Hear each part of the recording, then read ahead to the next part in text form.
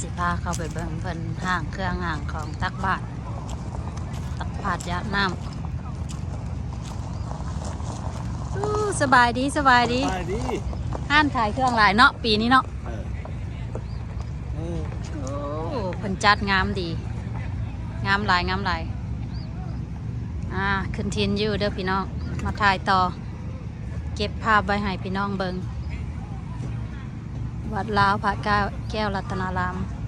เมืองไฮพอยต์นอร์ทแคโรไลนาสิพาไปเบิ่งเพิ่น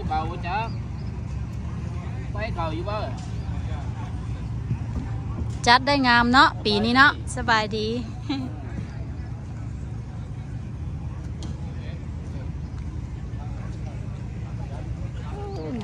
งามหลายสิพาเข้าไปเบิ่งข้างใน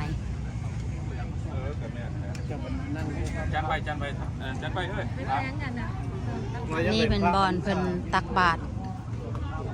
เป็นของอยู่ของกินเพิ่นจะมารวมกันอยู่นี่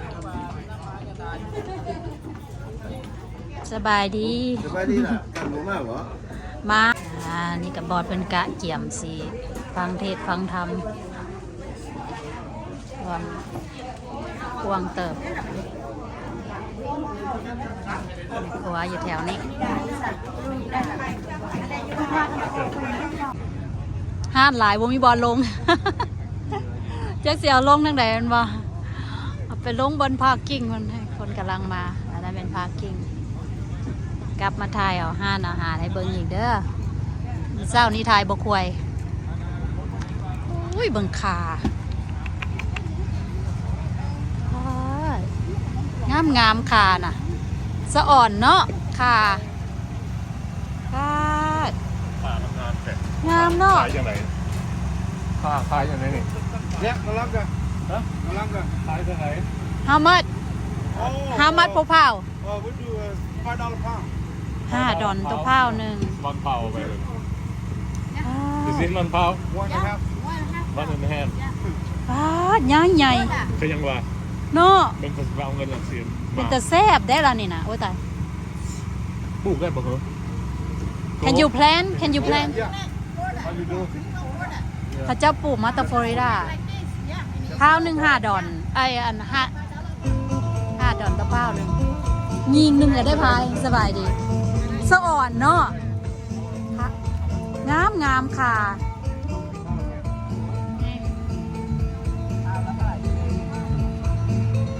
ไอ้ว่าภาษาลาวน้ำลาวแล้วผมเป็นคนลาวเบิ่งกัน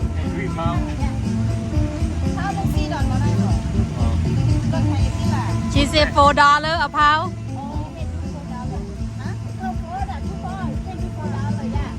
$4บ่ได้$5มันหนักเด้เพราะว่ามันใหญ่เด้มันใหญ่มันต้องเอาละ10เหรอเอามาจะ10เอา$5อะพาว$14 $12โอ้เรามีหลายอยู่เลือกเอาตัวอ่อนๆเนาะไปกินเนาะอ๋อ he want a plan you have the yeah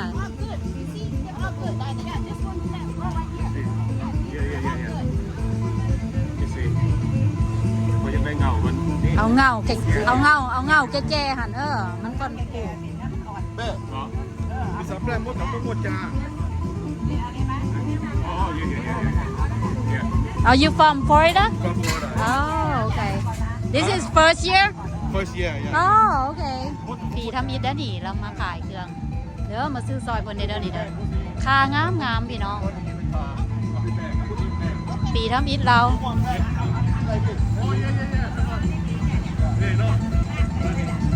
โอเคได้นี่หาดละเหมาะได้นี่คนลาวมาหุ่มเจือนค่ะคือจะเป็นคนม่งเนี่ยมาขายเนี่ย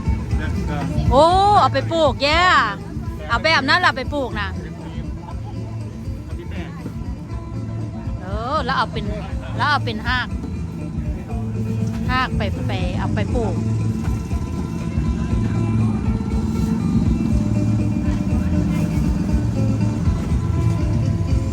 เ อยก็เสียบไปปลูกก่อน Can I have like this like this Yeah, Yeah I'm gonna go Yeah that one How much for that one Yeah I want that one เสียบไปปลูกคือกัน โอเค I get that นะเสียวกันนี่ซื้อซอยละ$8$8เลยเสียบไปปลูกนี่เสียบไปปลูกเนี่ยดีมันมีราก มีหากก็ฝังเลย เราไม่ได้กินหลายเทื่อเนาะโอ้งามแต่บางทีต้อง โอเค thank you หน้าหนาวต้องคุมมันไว้เดี๋ยวมันตาย แม่นบอกโอเค thank you ให้ได้ขายดีๆแม่นบอกคนเข้าคนออกเนาะเอาใส่ถังเนาะโอเคขอบใจเด้อคืออันคามาให้ตุนิดปลูกให้เขาจะว่า$8เขาจะว่าอันน่ะปลูกใส่กระถางได้คนเข้าคนออกเอากระถางใหญ่ๆปลูกหัวใหญ่เนาะบางคนไปหุ่มซื้อเราหาก็มาปีทบิดนี่ข้าวหลามโคยด้าข้าวหลามอันนี้ตั้งเอาลงสิบ่าตั้งละ10 3ตั้ง20อันนี้ตั้งเอาลงสิบ่าตู่เจ้าของคนโบราณมาเด้อเด็กมันบ่เห็นมันบ่เห็นอันนี่เจ้าอยากซีมเด้อซีมอันไหนซีมอันนี้มันบ่เห็นน่ะ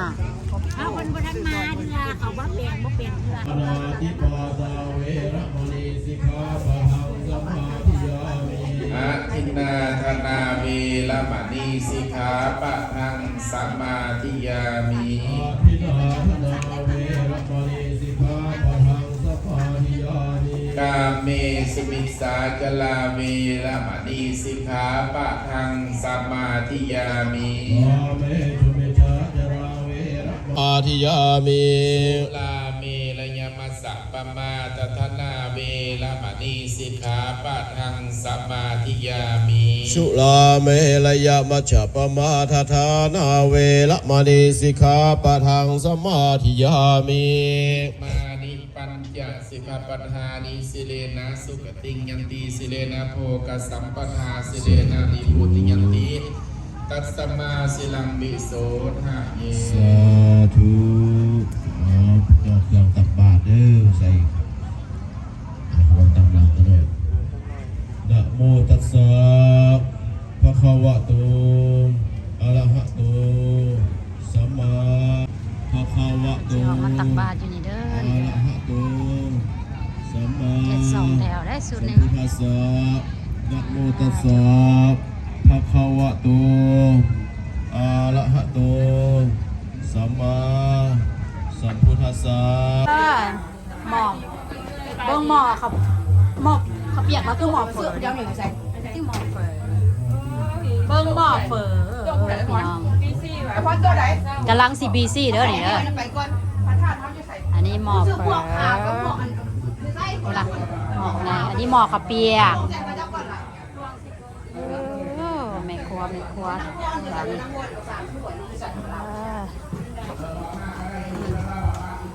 สะอ่อนหมอเฟอร์นี่นะ เป็นวุ่นอยู่คนเดียว แม่ครัววุ่นอยู่คนเดียว ผู้ใดก็เจ้าก็ยังยืนนอกคนเด็กก็เจ้าตายจังหน่อยจังหน่อยก็เจ้ากับมาสนแหละตุ้มเนมยิ้มแดงมาละแม่ครัวสิ3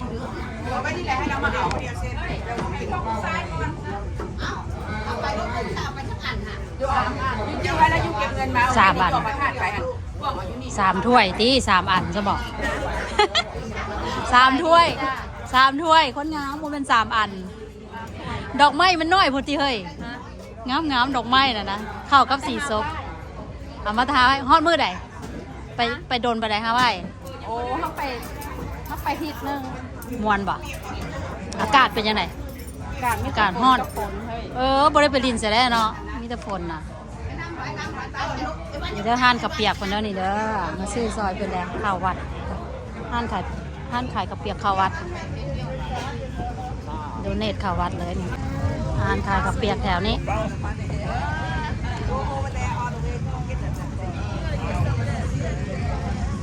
ยังไงตุ้มูล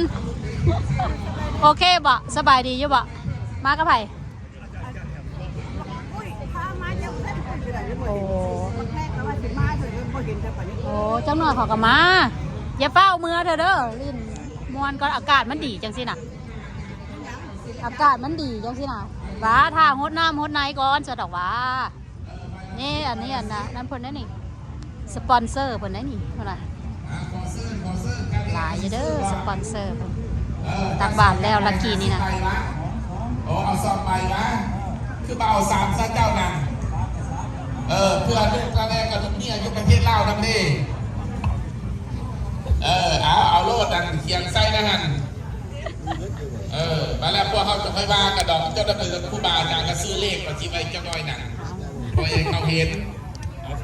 มันมีอย่างมันมักโทรศัพท์หากันเราได้คนเมืองอันนี้นะบีบเลขปั๊บใส่กันโลดเดี๋ยวนี้มันมีแต่หูที่ตาที่ทั้งเบิร์ดนั่นจานพ่อในเสาจะไปพอมีเงินกับบดคำมันใส่โลดซื้อฮะไว้ให้ยังเรายืนเรือปั๊มมาอยู่ในเขตนั่นเบิร์ดระบาดมันเนี่ยคาราวาซาบันเนี่ยพอคาราวาครับพออย่างนะจะคอยเบ้ากันได้ไหมเสียงกันได้ถวายบอกบัดนี้ถวายเครื่องตักบาตรได้แม่ได้พอเด้อบอกตามหลังเขาหน่อยเด้อหาเสื้อผ้าสั่นเลยเด้อพี่น้องไม่กันสั่นคนกำลังเริ่มมาละฮ้อนไปเปลี่ยนเครื่องนุ่งก่อนฮ้อนละเด้อขั้นไผ่เสียออกมาแล้วนุ่งเครื่องบางๆออกมาเด้อฮ้อนหลายมื้อนี้คล้ายแต่ว่ามันมีลมนี่ห่าน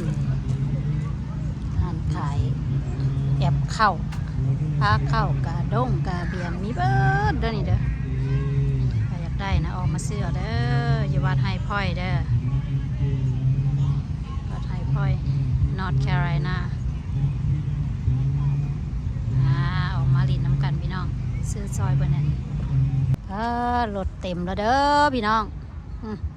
พาร์กิ้งนะเต็มแล้วได้จอดอยู่เฮือนผีพนแดเอาเที่ยววาเด้อนี่เด้อ